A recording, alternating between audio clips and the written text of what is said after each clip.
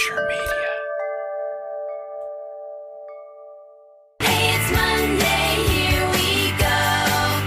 It's the Call Me Tony Show.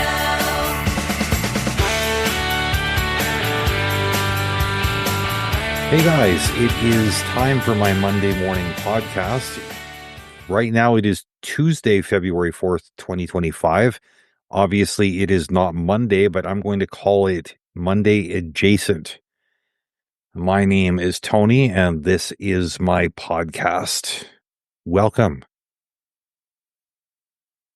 I've been stewing a little bit on what to talk about today. Yesterday I sat down and recorded and I thought that I had come up with something brilliant until I finished with the editing and was putting together the episode artwork and right on the verge of uploading the content. And I realized, oh, I covered the same topic 2 weeks in a row, which doesn't work.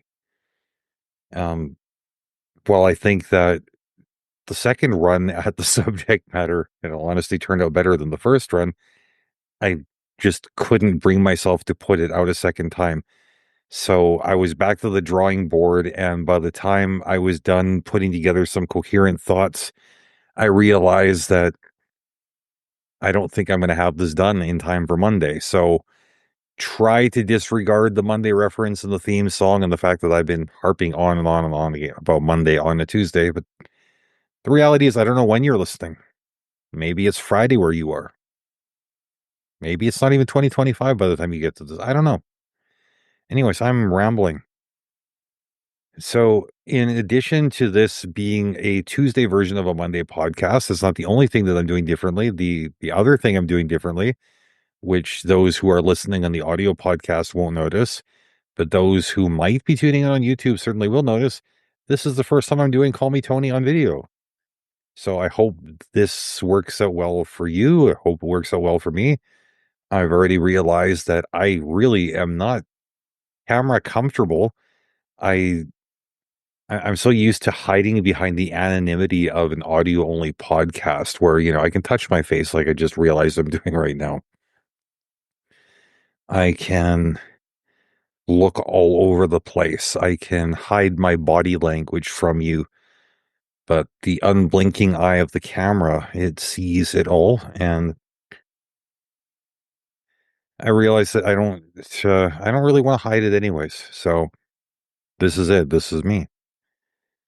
Anyways, today I wanted to talk about handling uncertainty in relationships. And uncertainty is one of the hardest things for me to handle. I can process loss. I can deal with conflict. But when I don't know where I stand with someone, when things feel off, but I can't pinpoint why, it throws me into a spiral. My anxiety thrives on preparing for every possible outcome, but when the situation keeps shifting, I can't get a grip on reality. So in this episode, I want to talk about why uncertainty in relationships is so unsettling, how it affects my mental health, and why I sometimes feel the need to withdraw when I don't know who I can trust. So I suffer from general anxiety. And one of the ways I cope is by imagining every conceivable outcome and preparing for each so I'm not caught off guard. This helps me relax because it gives me a sense of control.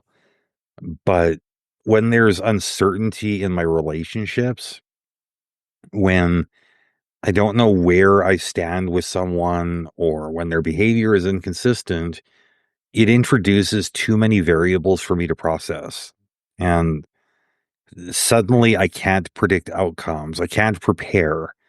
And as a result, my mental stability is gone. Now, certainty, even when it's painful, is something I can handle. If someone tells me they don't want me in their life, I can deal with that. It hurts, but it's clear. If someone is openly unkind or disrespectful, I know what I'm dealing with and I can decide how I want to respond. But uncertainty, when someone is hot and cold, when they avoid direct communication, when I feel like I'm being strung along or given mixed signals, that is what unsettles me. Uncertainty in relationships isn't just frustrating, it feels destabilizing. My brain doesn't let me just wait and see. Instead, it runs through every possibility, every interpretation, every worst case scenario. And because I can't land on a solid answer, I spiral.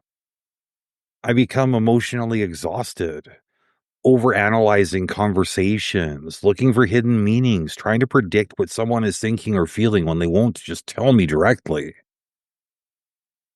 When people I trust stay silent or avoid giving me clarity, it creates a deep sense of unease.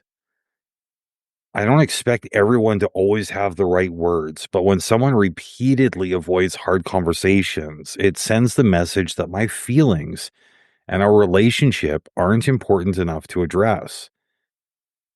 The more someone dances around the truth, the more isolated I feel. I try to address this kind of uncertainty by being upfront about my feelings and asking direct questions. But sometimes people don't respond in kind. Some people are going to avoid confrontation at all costs. Some of them probably don't even realize that they're being unclear. And some, they just don't care. No matter the reason, when I don't get clear answers, it reinforces my anxiety. It makes me feel like I'm shouting into a void and hoping for reassurance, but receiving silence instead. When uncertainty drags on, I find myself wanting to withdraw completely. If I can't trust that someone will be consistent, if I don't know whether I can rely on them, then my instinct is to step back and detach. The problem is, isolation only makes things worse. I rely on my support system to feel whole, but uncertainty makes me question that support system. It's a terrible cycle, actually. Uncertainty making me pull away, pulling away making me feel alone, and feeling alone making everything harder to process. So, what do I do? How do I manage relationships when uncertainty feels unbearable? I don't have all the answers, but I made a list of things I need to remind myself of. First, not everyone communicates the way I do. Some people don't avoid clarity to be cruel, they just struggle with being direct. Second, silence is an answer. If someone repeatedly leaves me in uncertainty, that tells me what I need to know about our relationship. Third, I can't control other people, but I can control my boundaries. If someone's inconsistency is affecting my mental health, I have every right to step back.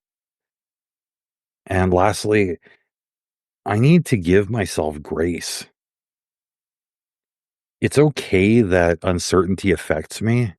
That doesn't make me weak. It means I care. In closing, um, uncertainty in relationships, I think, is always going to be difficult for me. But I'm learning that I don't have to stay stuck in that uncertain place, waiting for someone else to clarify things for me. If a relationship is causing me more anxiety than peace, then I have the power to decide how much space it takes up in my life. So I want to leave you with this quote. Sometimes closure isn't about getting answers from someone else. It's about accepting that some things can't be explained and choosing peace anyway. Thanks for joining me today. I hope that the words I shared struck a chord with you. If not, that's fine. Either way, I'd like to hear your thoughts. If you've got any on this or anything else you've spoken about, either on this podcast or any other, feel free to reach out, send me an email. And until next time, take care of yourselves, take care of each other.